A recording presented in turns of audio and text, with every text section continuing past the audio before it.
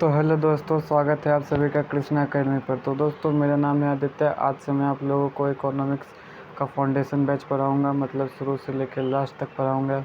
तो चलिए शुरू करते हैं। इकोनॉमिक्स का मतलब होता है अर्थशास्त्र।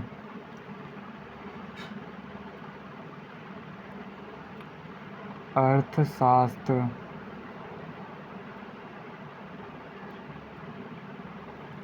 इसी से रिलेटेड एक और वर्ड है इकोनॉमी।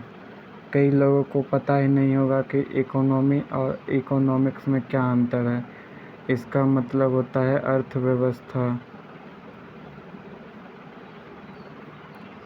अर्थव्यवस्था।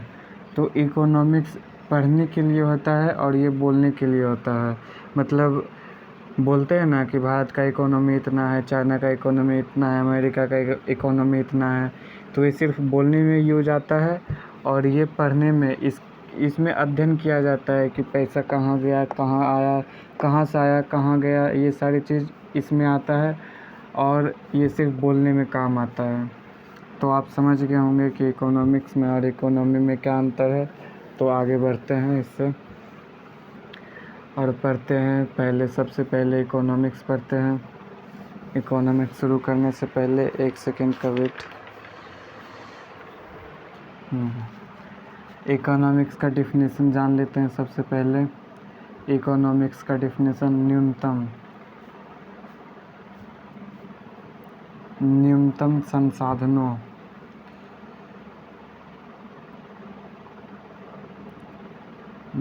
संसाधनों में अधिकतम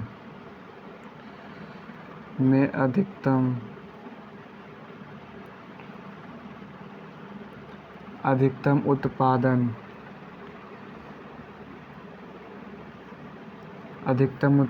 ही इकोनॉमिक्स कहलाता है। अधिकतम उत्पादन ही अर्थशास्त्र कहलाता है। अर्थशास्त्र कहलाता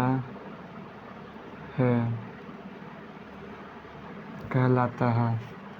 न्यूनतम संसाधनों में अधिकतम उत्पादन ही अर्थशास्त्र कहलाता है। अर्थशास्त्र के जनक एडम स्मिथ हैं।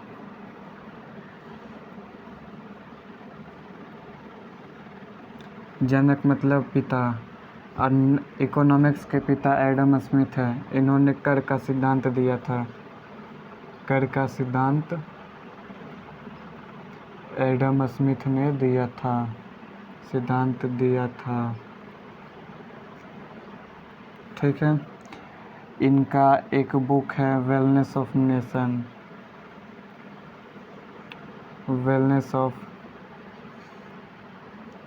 नेशन, जिसको इन्होंने खुद से लिखा था, जो कि 1776 में प्रकाशित हुआ था।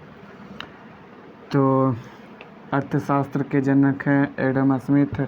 इन्होंने कर का सिद्धांत दिया था। इन्होंने वेलनेस ऑफ नेशन बुक लिखी थी।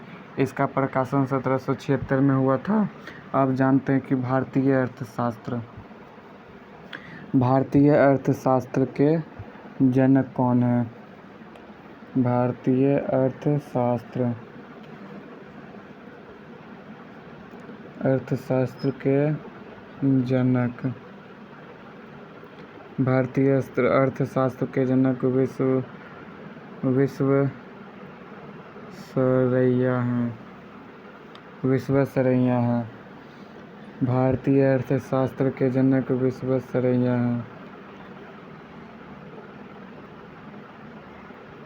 विश्वेश्वरैया हैं। भारतीय अर्थशास्त्र के जनक विश्वेश्वरैया हैं। तो ये सारे इन्फॉर्मेशन है जो कि आप लोगों को याद रखनी है इकोनॉमिक्स के बारे में। इकोनॉमिक्स में ज़्यादा कुछ नहीं समझना है। यही है इकोनॉमिक्स का मतलब कि न्यूनतम संसाधन, मतलब कम से कम संसाधन में अधिक से अधिक उत्पादन कैसे किया जाए, यही इकोनॉमिक्स सिखाता है। इकोनॉमिक्स यही सिखाता है कि कहाँ पे खर्च करना है, कहाँ पे खर्च नहीं करना है, कहाँ पे पैसा इन्वेस्ट करना है, कहाँ पे इन्वेस्ट नहीं करना है। ये सारी चीज़ों का अध्ययन, ये सारी चीज़ें बताई जाती है इकोनॉमिक्स में। तो हम लोग इकोनॉमिक्स में आगे बढ़ते हैं, आगे पढ़ते हैं क्या है नहीं है। पहले इसको मिटा लेते हैं, उसके बाद फिर आगे बढ़ते हैं। इकोनॉमिक्स में सेक्टर होते हैं, 3 सेक्टर हैं इकोनॉमिक्स में। इकोनॉमिक्स में पैसा कहाँ गया, कहाँ से आया, वो सारी चीज़ों का अध्ययन सेक्टर कहलाता है। सेक्टर मतलब क्षेत्र।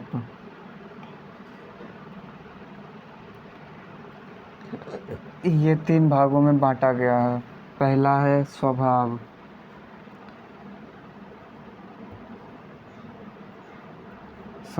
दूसरा है शर्त, तीसरा है स्वामित्व,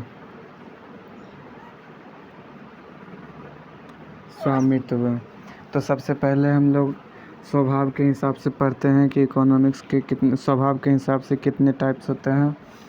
तो पहला हो गया प्राथमिक,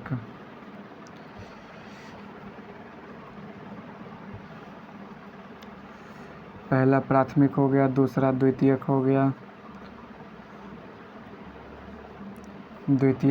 तीसरा तृतीयक हो गया, पहला प्राथमिक, दूसरा द्वितीयक, तीसरा तृतीयक। प्राथमिक को प्राइमरी सेक्टर कहते हैं,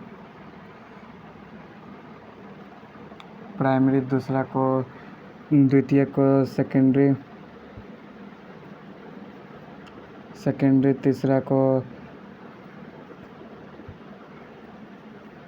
टर्सरी कहते हैं। मतलब प्राथमिक क्षेत्र, द्वितीयक क्षेत्र और तृतीयक क्षेत्र। प्राइमरी सेक्टर, सेकेंडरी सेक्टर और टर्सरी सेक्टर। प्राथमिक क्षेत्र उसे कहते हैं जिसमें लोग प्रकृति पर निर्भर होते हैं, उसे प्राथमिक क्षेत्र कहते हैं। द्वितीयक क्षेत्र उसे कहते हैं जिसमें लोग निर्माण या विनिर्माण करते हैं। विनिर्माण या निर्माण द्वितीयक क्षेत्र में आता है। तृतीयक क्षेत्र को सेवा क्षेत्र कहा जाता है, जो कि जिसमें कि हम लोग का सेवा होता है, मतलब जो हम लोग का सहायता करता है वही सेवा क्षेत्र में आता है। सेवा क्षेत्र। अब समझते हैं कि कौन कौन क्या क्या है।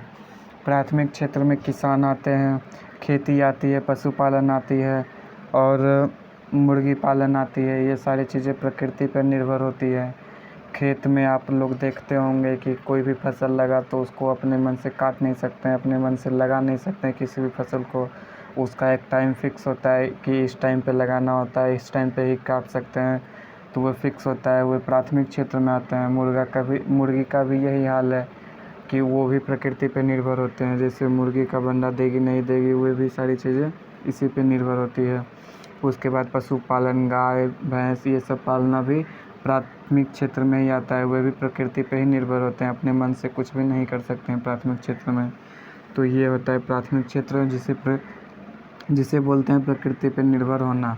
ठीक है। द्वितीयक क्षेत्र, जिसमें निर्माण या विनिर्माण होता है। किसी भी चीज़ का निर्माण या विनिर्माण द्वितीयक क्षेत्र में आता है। जैसे में फैक्ट्री हो गया, मशीन्स हो गया, कंपनी हो गया, बहुत सारे कंपनी लोग बहुत सारी चीज़ों का निर्माण करते हैं, नए नए चीज़ों का निर्माण करते हैं, नए नए चीज़ों का विनिर्माण करते हैं। तो ये सारी चीज़ें आ गई द्वितीयक क्षेत्र में।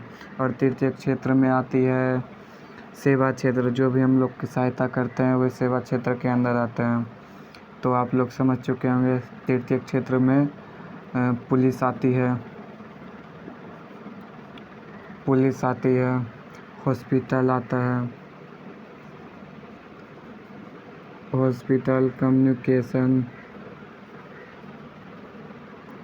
कम्युनिकेशन। पुलिस हम लोग का हेल्प करता है, हॉस्पिटल हम लोग का इलाज करता है, कम्युनिकेशन हम लोगों को एक दूसरे से बात करने में मदद करता है। तो पुलिस हम लोग का मदद करता है, हॉस्पिटल हम लोग का मदद करता है, कम्युनिकेशन हम लोग का मदद करता है। तो ये सारी चीज़ें हो गई तृतीयक क्षेत्र में। ठीक है। तृतीयक क्षेत्र समझ चुके होंगे, द्वितीयक क्षेत्र समझ चुके होंगे। अब हम लोग आगे बढ़ते हैं, इसमें ज़्यादा टाइम नहीं लगाना है, बहुत सारी चीज़ें पढ़नी है। अब आगे बढ़ते हैं हम लोग। ये नॉर्मल सी बच्चों वाली चीज़ें हैं, ये आप लोग पढ़ चुके होंगे पहले भी। ठीक है। अब हम लोग आगे बढ़ते हैं शर्त के हिसाब से। वेतन, समय और अवकाश।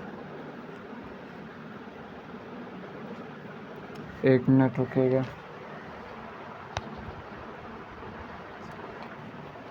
अवकाश, जिसमें ये तीनों निश्चित हो।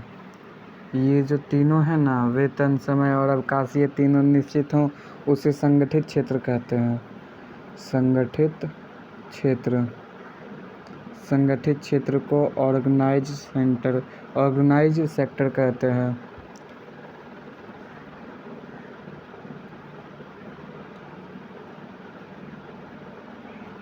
ऑर्गेनाइज सेंटर कहते हैं। असंगठित क्षेत्र, पहले ये समझ लेते हैं कि संगठित किसे कहते हैं। संगठित जिसका वेतन, समय और अवकाश ये तीनों निश्चित होता है, उसे संगठित क्षेत्र कहते हैं। जिनका भी वेतन, समय, अवकाश निश्चित होता है वे संगठित क्षेत्र में आते हैं, और जिनका वेतन, समय और अवकाश निश्चित नहीं होता है वे असंगठित क्षेत्र में आते हैं।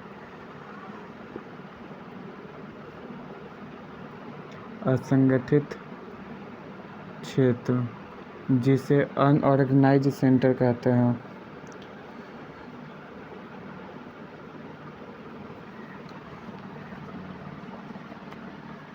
अनऑर्गेनाइज्ड सेक्टर कहते हैं।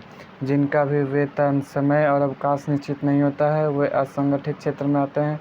जिनका ये तीनों निश्चित होता है वे संगठित क्षेत्र में आते हैं।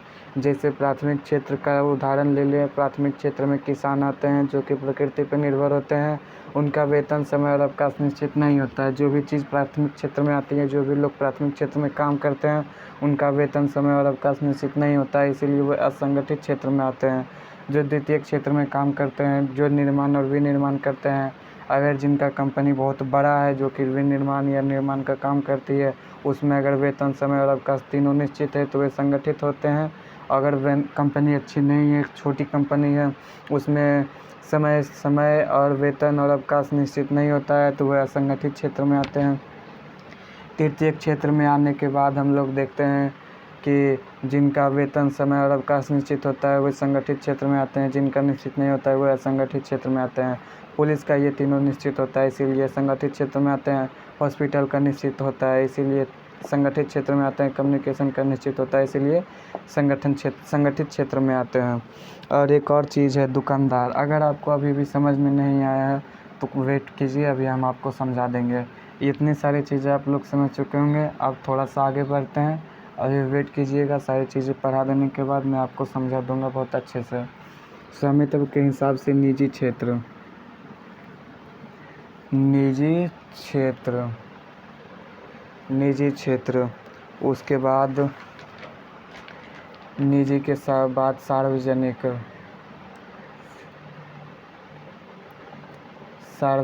उसके बाद पीपीपी, संयुक्त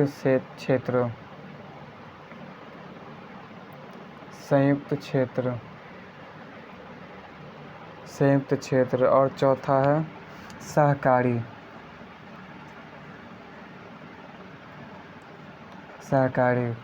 जो लोग खुद लाभ कमाने के लिए कंपनी को खोले हैं उसे निजी क्षेत्र में गिना जाता है। जो सरकार देश के कल्याण के लिए कंपनी को खोली है, जो काम सरकार खुद से कर रही है, उसे सार्वजनिक क्षेत्र कहते हैं। सार्वजनिक कहने का मतलब ही होता है सरकारी। ठीक है। तो जो कंपनी को सरकार खोलेगी, जिसका काम टोटल सरकार करेगी, वे सार्वजनिक हो गए। जैसे रेलवे सार्वजनिक है, रेलवे में सारे काम सरकार संभालती है। निजी क्षेत्र में टाटा हो गया, महिंद्रा हो गया, मुकेश अंबानी निजी क्षेत्र में काम करते हैं। उनका खुद का कंपनी है, वो अपने लाभ के लिए काम करते हैं, तो वो निजी क्षेत्र में आ गए। ठीक है। अब आते हैं संयुक्त क्षेत्र में। संयुक्त क्षेत्र में निजी क्षेत्र वाले प्राइवेट कंपनी और सार्वजनिक क्षेत्र वाले सरकार और प्राइवेट कंपनी दोनों मिल के जिसमें काम करती है उसे संयुक्त क्षेत्र कहा जाता है। इसे पीपीपी भी कहा जाता है। पीपीपी, पब्लिक प्राइवेट और पार्टनरशिप भी कहा जाता है। इसे प्राइवेट कहा जाता है। आप देखे होंगे कि किसी भी कंपनी में पीवीटी लिखा होता है, इसका मतलब ये है कि वो कंपनी प्राइवेट है। और अगर सरकारी क्षेत्र में, और अगर उसमें GVT लिखा है तो वो गवर्नमेंट है। ठीक है, ये हो गया यहाँ तक।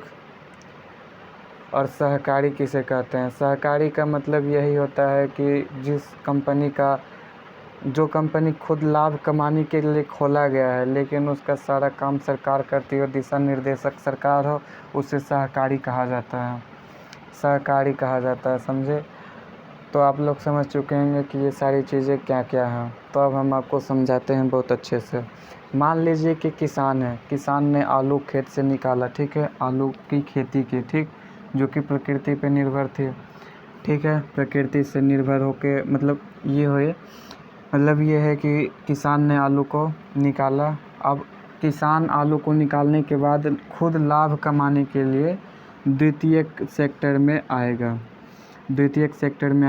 यहाँ पे बेच देगा अपने आलू को, द्वितीयक सेक्टर में किसी कंपनी को अपने आलू को बेच देगा, ठीक है।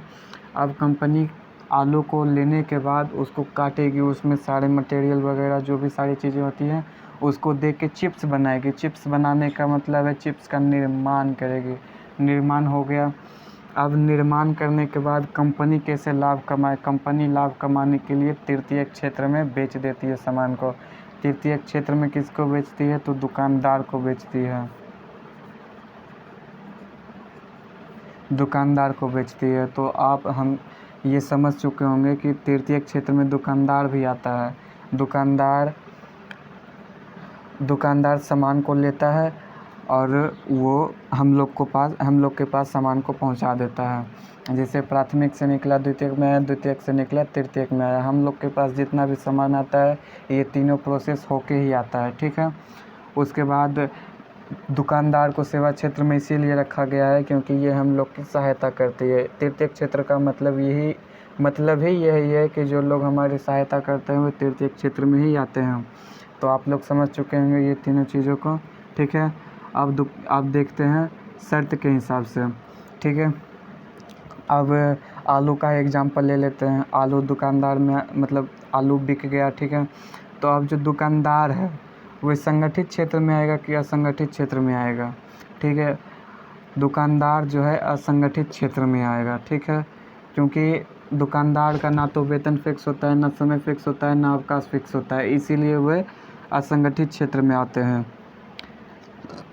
और द्वितीय क्षेत्र में जो फैक्ट्री में काम हुआ, जो फैक्ट्री में चिप्स बना, चिप्स में जो लेबर वगैरह वर्कर वगैरह थे वो जो निर्माण किए थे चिप्स का, उनका वेतन फिक्स होगा, समय फिक्स होगा, अवकाश फिक्स होगा, इसीलिए वह संगठित क्षेत्र में आते हैं, ठीक है। अब प्राथमिक क्षेत्र में जो किसान है जिन्होंने आलू को उगाया था वे भी असंगठित क्षेत्र में आते हैं, क्योंकि किसान का भी ना वेतन फिक्स होता है, ना समय फिक्स होता है, ना अवकाश फिक्स होता है। मतलब ओवरऑल यही मतलब है कि इसमें जिसका ये तीनों चीज़ फिक्स ना हो वो जिनका तीनों चीज़ फिक्स ना हो वो असंगठित क्षेत्र में आते हैं, जिनका तीनों चीज़ फिक्स हो वो संगठित क्षेत्र में आते हैं, ठीक है। अब इतना आप लोग समझ चुके होंगे कि क्या है ये सारी चीज़ें। उसके बाद आप लोगों को समझना है निजी क्षेत्र। निजी क्षेत्र में अब मान लीजिए आलू आया, आलू यहाँ से निकला, ठीक है, मतलब यहाँ से निकला आलू को किसी किसान ने बेचा, अब यहाँ पे आया, कंपनी में आया आलू। कंपनी में आने के बाद कंपनी अगर खुद के लाभ कमाने के लिए कंपनी चला रही है, खुद अगर कोई व्यक्ति कंपनी का मालिक है, वो सिर्फ लाभ कमाने के लिए कंपनी को खोला है, तो वो निजी क्षेत्र में आएगा। अगर सरकार कंपनी चला रही है, जैसे आलू को अगर सरकार खरीदती है चिप्स बनाने के लिए, तो वे आ जाएगी सार्वजनिक क्षेत्र में। अगर आलू को सरकार खरीदेगी चिप्स बनाने के लिए तो वो सार्वजनिक क्षेत्र में आएगी। अगर आलू को सरकार ना खरीद के प्राइवेट कंपनी और सरकार दोनों मिल के खरीदती है तो वह पीपीपी मतलब संयुक्त क्षेत्र में आती है। एक मिनट बाद में लिख लीजिएगा आप लोग। पीपीपी का फुल फॉर्म होता है पब्लिक प्राइवेट और पार्टनरशिप, ठीक है। और अगर आलू को किसी प्राइवेट कंपनी ने खरीदा लेकिन उसका दिशा निर्देशक सरकार है तो उसे सहकारी क्षेत्र में गिना जाता है। मतलब कंपनी तो लाभ खुद कमाने का कोशिश कर रही है, लेकिन उसे कमाने के लिए मदद कौन कर रहा है? सरकार कर रहा है। दिशा निर्देशक कौन है? सरकार है। तो आप लोगों को ये सारी चीज़ें समझ में आ चुकी होगी। ये हमारा फर्स्ट क्लास था। सेकंड क्लास में हम लोग आगे बताएंगे। नेक्स्ट क्लास आने वाला है कुछ देर के बाद। ठीक है, अभी के लिए बाय।